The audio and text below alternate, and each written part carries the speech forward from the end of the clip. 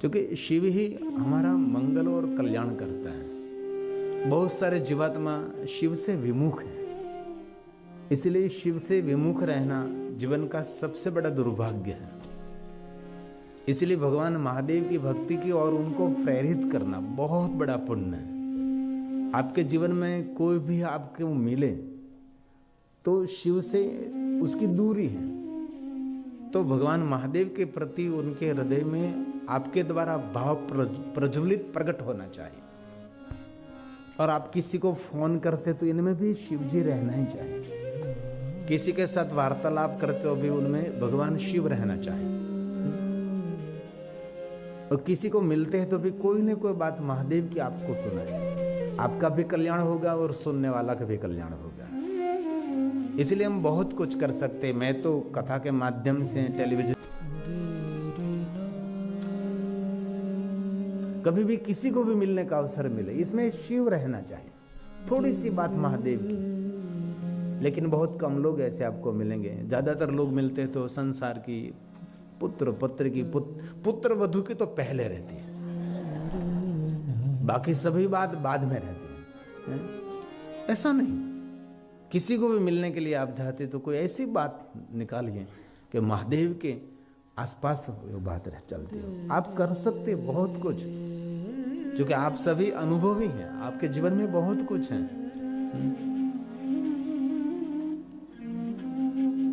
तो वडीलों का आदर इसीलिए हम करते हैं क्योंकि हमारे से ज्यादा सद्गुण वडीलों में है। बुजुर्गों का आदर इसीलिए हम करते हैं कि हमारे से ज्यादा अनुभव उनके पास है। इसीलिए हम बुजुर्गों का आदर करते हैं, बड़ी उम्र वालों का आदर करते हैं, उसका सम्मान क्यों करते हैं? क्योंकि उनके पास हमारे से ज्यादा सद्गुण भी हैं, हमारे से ज्यादा उनके जीवन में अनुभव है। बच्चों को प्यार हम क्यों करते हैं? कि हमारे से उसके पास कम पाप है। हमारे पास पाप का ढेर है, लेकिन बच्चों को इसीलिए हम प्यार देते हैं कि हमारे से उनके जीवन में नहींवत पाप है ही नहीं, समझो, इसीलिए उनको हम प्यार करते हैं।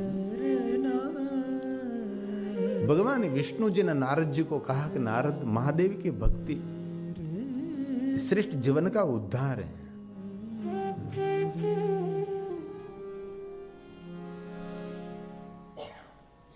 हर જોઈ લેજે, ઓલા ભાઈને ફેરવતા જ નથી આવી જાવ, હા, ધડાધડી બોલેગી। मैं જોઉં છું મોબાઈલમાં, મેં કીધું આમ કેમ થાય, ફેરવું જ નથી ને તું કેમેરો ફેરવતો હતો, આમ જોઈ લેજો, આમ રિમોટ કરે આમ પેલું કરીને જોતા આમ જો, આ જીતુપુરી બાપુને બેસાડ,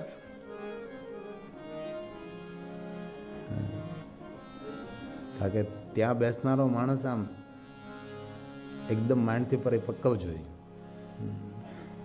પહેલાને એમ કે બધું હરખું આવે છે, પણ અહીંયા ઘમ ચકડી લેતું હતું। तो भगवान विष्णु ने सुंदर वचन दिया है, ते जन्म भाज खलु। जीवलोक में कौन धन्य है?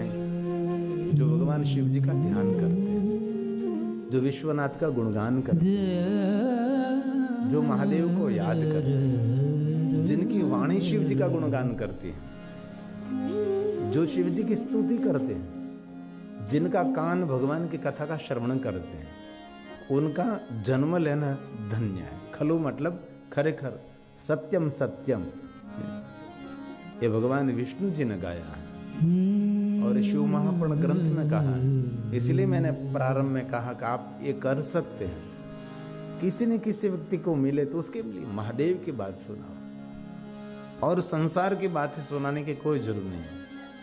भगवान शिव के बारे में कोई न कोई सुंदर सुंदर बात निकालिए और उसके साथ महादेव के बारे में थोड़ा वार्तालाप करिए। आपका भी जीवन धन्य रहेगा और सुनने वाले का भी सर्व मंगल होगा। शिव भक्तों के साथ मिलते रहो, महादेव के संग संग भक्तों के संग में रहो, तो शिव के बारे में निरंतर आपकी ऊर्जा अखंड रहेगी, कभी खंडित नहीं होगी। भगवान विष्णु जी ने कल नारद जी को कहा कि नारद, महादेव के भक्तों के संग में रहकर शिव शंकर भगवान के भक्तों की सेवा करो। भगवान महादेव के कथा का श्रवण तो करो, कथा श्रवण करके कथा का मनन करो।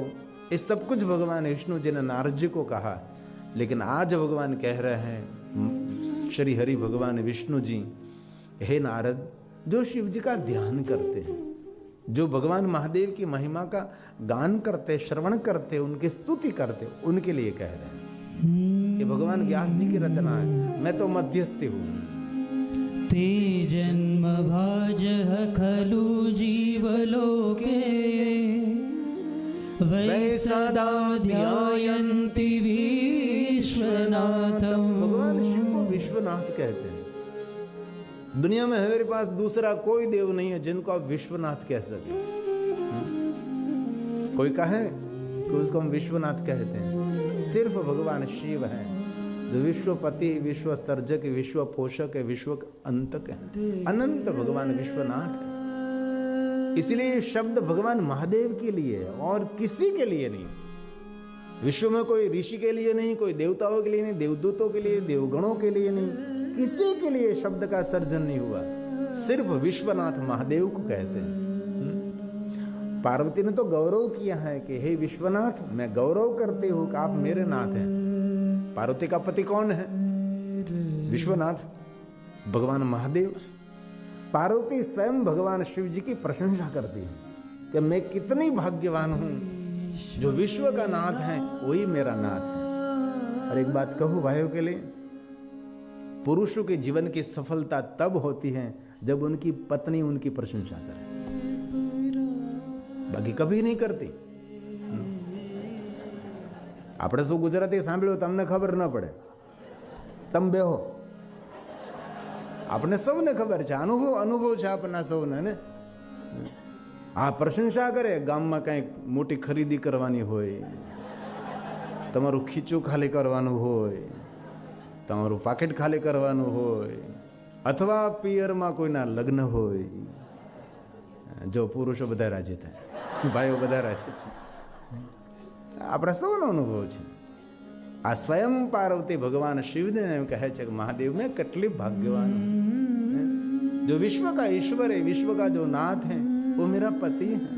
ये रामचरितमानस का प्रसाद है। विश्वनाथ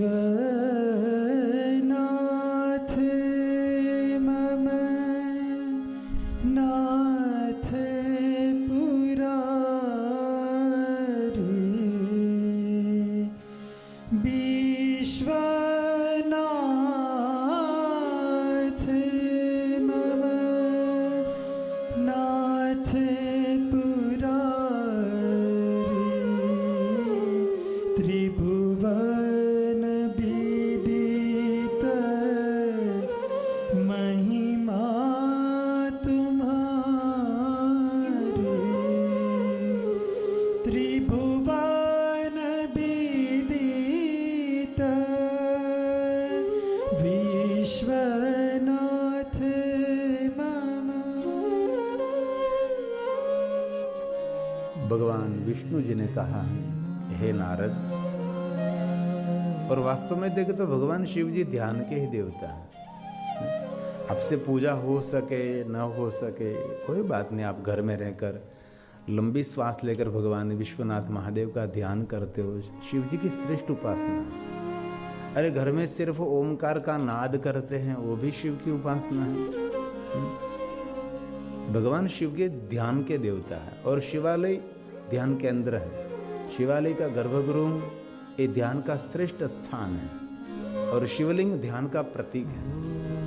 इसलिए महादेव के चरित्र में हम देखें तो शिव जी जहां देखो वहां भगवान शिव जी ध्यान करते हैं। इसलिए ध्यान परंपरा महादेव की श्रेष्ठ परंपरा, इसलिए शिव जी का जो ध्यान करते हैं उसकी बहुत महिमा। ते जन्म भाज खलु जीवलोके वै सदा ध्यायन्ति विश्वनाथम्। जिनकी वाणी शिव जी का गुणगान करते हैं, वाणी गुणान् स्तुति कथां शृणोति, जो भगवान की कथा श्रवण करते हैं उसके लिए कहा। श्रोत्रं द्वयं ते भवमुतरन्ति, श्रोत्रं द्वयं ते भवमुतरन्ति। कोई प्रयास नहीं करना पड़ेगा, ये मनुष्य भव पार हो जाएगा। कौन? जो शिव जी का गुणगान करते हैं, महादेव की स्तुति का गायन करते हैं और शंकर भगवान की कथा का श्रवण करते हैं, उन मनुष्य के लिए कहा वो मनुष्य कोई भी प्रयास नहीं करेगा तो भी वो भव पार होगा। ऐसा भगवान विष्णु जी का कथन है। सामान्य मेरे जैसा कोई व्यक्ति कहे तो अब हम नहीं मानेंगे, लेकिन श्री हरि स्वयं विष्णु जी कहते हैं तो हमारे लिए तो सत्यम सत्यम, ये वचन सत्य है। इसलिए जितना हो सके इतना भगवान शिव जी का गुणगान करें, गुणगान करें, भगवान शिव की स्तुति का गायन करें। बहुत सारे शिव जी का अष्टक है, स्तवन है, स्तुति है, बहुत सारे बहुत कुछ है। इसलिए रोज एक नियम बनाओ, 3 स्तोत्र करेंगे, कल दूसरे 3 करेंगे, तीसरे दिन और 3 करेंगे, तो बहुत सारे स्तोत्र का पाठ कर सकोगे। और आजकल तो इतनी सुंदर सुविधा है, आजकल मोबाइल यूट्यूब में बहुत सारे कलाकारों ने, गायकों ने बहुत सारे स्तवन का गायन किया, बहुत सारे अष्टक, बहुत कुछ आपको मिल जाएगा। ये सुनते सुनते भी आप कंठस्थ कर सकते हैं, श्रवण करते करते मुखपाठ हो जाएगा। जो कि संस्कृत में वो बात आप समझ में नहीं आती तो साथ में ये टैब शुरू रखें, यूट्यूब शुरू रखें, मोबाइल शुरू रखें, उसके साथ सामने बुक रखें, ये बजता रहे और आप देखते रहो तो धीरे धीरे धीरे आपको भी कंठस्थ हो जाएगा। बहुत कुछ कर सकते हैं आप। भगवान विष्णु जी ने नारद जी को कहा कि नारद बाल में भस्म का त्रिपुंड करो और पंचाक्षर मंत्र ओम नमः शिवाय मंत्र का जाप करो, रुद्राक्ष धारण करो नारद जी, तापत्रय हरम। त्रिवस्तु क्यों धारण करते हैं तो कि आदि व्याधि उपाधि में से हम सबको मुक्ति मिलती है, इसीलिए रुद्राक्ष धारण करते हैं, पंचाक्षर मंत्र का जाप करते हैं और बाल में भस्म का त्रिपुंड करते हैं। त्रिवेणी सदृशम, मैंने बहुत बार कथा में कहा भी है, जिनके अंग पर 3 वस्तु रहती हो साक्षात त्रिवेणी है, वो प्रयाग तीर्थ का प्रतीक है। कैसे प्रयाग तीर्थ तो शिव नाम यथा गंगा, विभूति यमुना मता, विधि नाम प्रोक्ता रुद्राक्ष। साक्षात माता सरस्वती का स्वरूप रुद्राक्ष है। विभूति कौन है तो यमुना महारानी है, शिव का नाम तो स्वयं गंगा है। इसलिए जीवन के सभी पापों में से ये 3 वस्तु मनुष्य को मुक्त रखती है, तो इसमें कुछ प्रयास भी नहीं करना पड़ेगा, एकदम सरल है। ओम नमः शिवाय मंत्र कोई कठिन तो है ही नहीं, एकदम सरल है। नमः शिवाय, नमो नहीं, नमः शिवाय, नमः नहीं, नमः शिवाय, आकार जोड़कर ओमकार को हम सूक्ष्म प्रणव कहते हैं, नमः शिवाय को हम स्थूल प्रणव कहते हैं। प्रणव क्यों कहते हैं तो कि संसार के प्रपंच में से हमको तारने वाला मंत्र है, इसलिए उसको हम प्रणव कहते हैं। इसलिए हालता चालता, बेचता, उठता, खाता पीता, ऊँघता जागता, घरનું કામ करता, पवित्र अवस्था में अपवित्र अवस्था में कभी भी निरंतर जीवाग्रे वर्तते तस्य सफलम जीवितम। हम जीवन सफल कर सकते हैं। रात में बेड़े में सो जाते हैं तो गलत विचारों में कितना समय निकल जाता है, जो व्यर्थ विचार है। सभी ज्यादातर विचार व्यर्थ ही होते हैं, अर्थहीन विचार होते हैं, जिन विचारों का जीवन में कोई मूल्य नहीं। और जीवन में क्रांति करनी है तो पहले विचार क्रांति करनी चाहिए। हमारे गायत्री परिवार में आज मैं गया था, गायत्री परिवार के एक बाबू, नाम तो मुझे याद नहीं रहा, रमन भाई ना, दलपत भाई। तो कोई भी जीवन में क्रांति करना चाहते हैं तो इससे पहले तो विचार क्रांति होगी। विचारों से श्रेष्ठ बन सकते हैं, विचारों से निम्न भी बन सकते हैं। आपका विचार वही आपका जीवन बनता है, इसलिए विचार की श्रेष्ठता होनी चाहिए। इसलिए व्यर्थ विचार करते करते बिस्तर पर सो जाना उससे तो अच्छा है पंचाक्षर मंत्र का जाप करते करते करते सो जाओ, तो आपकी समाधि हो जाएगी। ईश्वर को याद करते करते, भगवान के स्तोत्र का पारण करते करते जो सो जाते हैं उनके लिए निंद्रा नहीं, उनके लिए आदि जगत गुरु शंकराचार्य महाराज ने कहा कि उनके लिए निंद्रा समाधि स्थिति है। और किसी की सेवा करके इधर उधर दौड़ रहे हैं तो आपकी तीर्थ की यात्रा है वो। तामिली ग्रंथ में बहुत सुंदर एक वर्णन है, भगवान को प्रार्थना कर रहा है भक्त कि भगवान मेरी आंख की आप सदैव रक्षा करना। तो भगवान पूछते तेरी आंख की रक्षा क्यों करो? भगवान मैं तेरा नित्य दर्शन करूं, दूसरों का सुख देखकर मेरा मन हर हमेशा प्रसन्न रहे, इसलिए मेरी आंख की रक्षा करो। भगवान मेरी आंख की रक्षा करो। भगवान पूछते तेरे हाथ की रक्षा मैं क्यों करूँ, तो कि मेरे हाथ की रक्षा इसीलिए भगवान आप करो, हाथ जोड़कर मैं तेरी प्रार्थना भी करूँ, वो आज से मैं बहुत धन कमाऊं और धन कमाकर लोगों को दान करूं। भगवान मेरी हाथ की रक्षा इसीलिए करो कि मैं दूसरों की मेरे हाथ से सेवा कर सकूं। और कभी भगवान अवसर मिले तो किसी के आंख में आंसू हैं तो भगवान आप मेरे हाथ की रक्षा कर रहे हैं तो इसके आंसू भी मैं पोंछ सकता हूँ, इसीलिए मेरे हाथ के आपकी पूरी प्रार्थना है मेरे पैर की रक्षा करो, मेरी आंख की रक्षा करो, मेरे जीवा की रक्षा करो, मेरे कान की रक्षा करो। भगवान पूछते हैं कि तेरे कान की रक्षा क्यों करूं मैं, तब भक्त कहता है कि मेरे कान की रक्षा इसीलिए भगवान आप करो कि मैं आपकी कथा श्रवण करूं, किसी के दुख की बात में सुनकर उसके दुख में मैं भाग ले सकूं, उसके दुख को मैं दूर करने का प्रयास करूं, इसीलिए भगवान मेरे कान की रक्षा करो। ऐसी एक एक बात भगवान पूछते हैं और भक्त उसको कहते हैं कि मेरे अंगों की रक्षा करो। ऐसी बहुत सुंदर बात है मेरे पुराणों में। एक शिव रक्षा स्तोत्र भी है, उसकी भी बहुत सारी महिमा है। बहुत सारे शिव भक्त शिव रक्षा स्तोत्र करते हैं। जो याज्ञवल्क्य महाराज के सपने में भगवान विष्णु जी आए थे और सपने में भगवान विष्णु जी ने पूरा शिव रक्षा स्तोत्र याज्ञवल्क्य महाराज को दिया और पूरे सपने में स्तोत्र उसने सुन लिया और याद रख लिया, कंठस्थ कर लिया और सुबह में उठते ही पहला काम उसने शिव रक्षा स्तोत्र लिखने के लिए कहा। और ये शिव रक्षा स्तोत्र विष्णु जी ने याज्ञवल्क्य महाराज को सपने में कहा और याज्ञवल्क्य महाराज ने सभी शिव भक्तों के लिए उसकी सुंदर रचना की है। ये शिव रक्षा स्तोत्र है। इनमें भी बहुत सारे भाई बहन हो गए कोई न कोई जो शिव रक्षा स्तोत्र का रोज पाठ करते हैं। एक एक अंग का वर्णन है इसमें, एक एक जितने अवयव है संपूर्ण। इसमें पहली पंक्ति है चरितम देवदेवस्य, चरितम देवदेवस्य महादेवस्य पावनम् अपारं परमोदारं चतुर्वर्गस्य साधनम् चतुर्वर्गस्य साधनम्।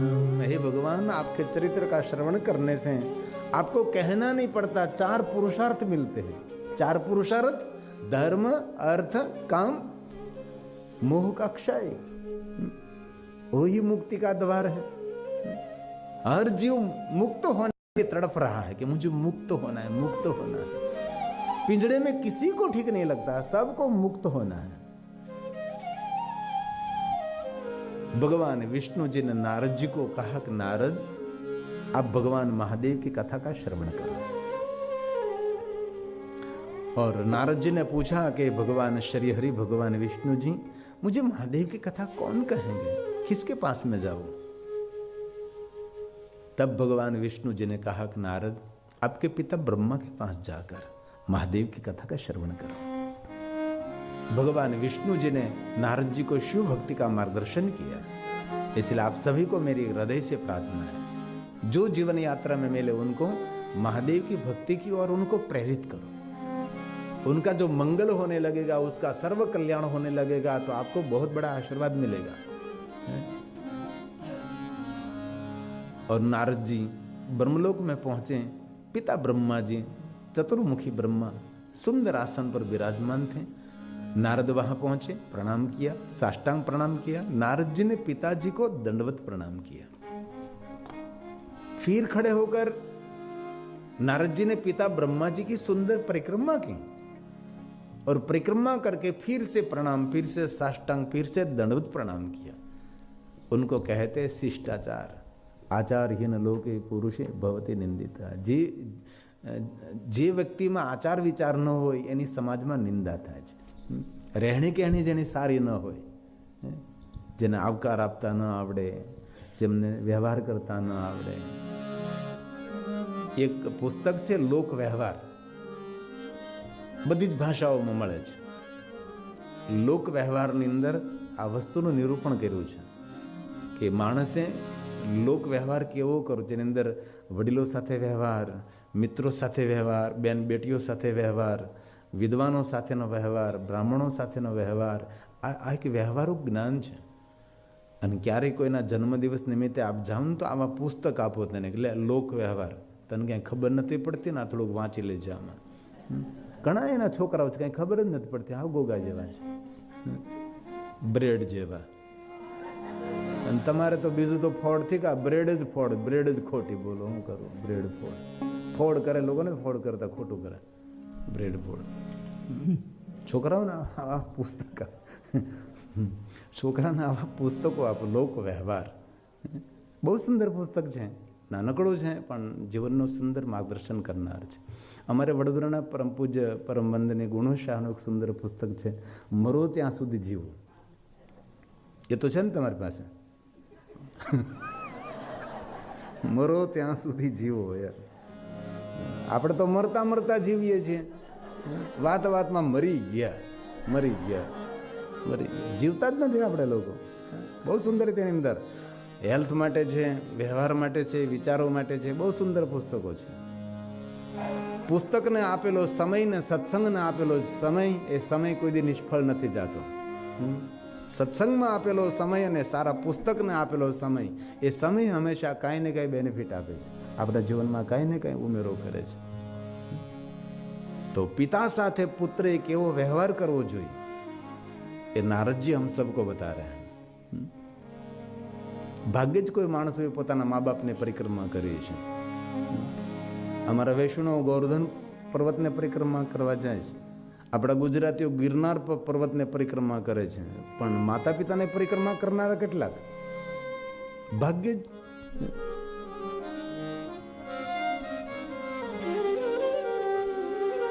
આપણે તો ઠીક છે, બાકી જેના ઘરમાં જીવિત માતા પિતા હોય ને એના જેવો કોઈ ભાગ્યશાળી માણસ આ ધરતી પર નથી.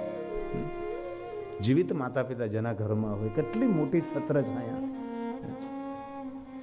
સંતાન માટે દુનિયા કોઈ પ્રાર્થના કરે ન કરે કે માતા પિતાની પ્રાર્થનામાં એના દીકરાઓ પ્રત્યેની જ પ્રાર્થના હોય છે. દીકરો સાચવે ન સાચવે, દીકરો રાખે ન રાખે, બોલાવે ન બોલાવે, પણ હંમેશા મા બાપ સવારમાં ઉઠીને ભગવાનને બસ એ જ પ્રાર્થના કરતા, મારા દીકરાની રક્ષા કરજે. પછી મા હોય કે પછી બાપ હોય, એની પ્રાર્થનામાં તેના સંતાનો હોય છે. તેનો સંતાપ ભૂલી જાય પણ પોતાના સંતાનના સુખને હંમેશા દ્રષ્ટિમાં રાખે છે. એ છે વડીલો. પિતા વિશે એક મારી પાસે ગીત છે, ગુજરાતીમાં છે ને આપણે સૌ ગુજરાતી છીએ એટલે હું તમને બે પંક્તિ સંભળાવું. બહુ સરસ છે. બાપનું કેટલું મૂલ્ય છે જીવનમાં, પિતાનું મૂલ્ય કેટલું છે, જે અહીંના ઘણા સંતાનો સમજતા નથી. અને ઘણું બધું એના જીવનમાં એ લોકો પણ ગુમાવી રહ્યા છે. કારણ કે દેવતાઓની સેવા કરવાથી, ભગવાનની પૂજા કરવાથી ભગવાન મૂર્તિમાંથી આશીર્વાદ આપે કે ન આપે, પણ હું ચોક્કસપણે કહી શકું છું, જે યુવાન પાસે કે જે યુવાન દીકરા દીકરીઓ સાથે માતા પિતાના આશીર્વાદ હોય છે, દુનિયામાં તેનો કોઈ વાળ વાંકો ન કરી શકે. મૂર્તિમાંથી તો ભગવાન બોલે ન બોલે ખબર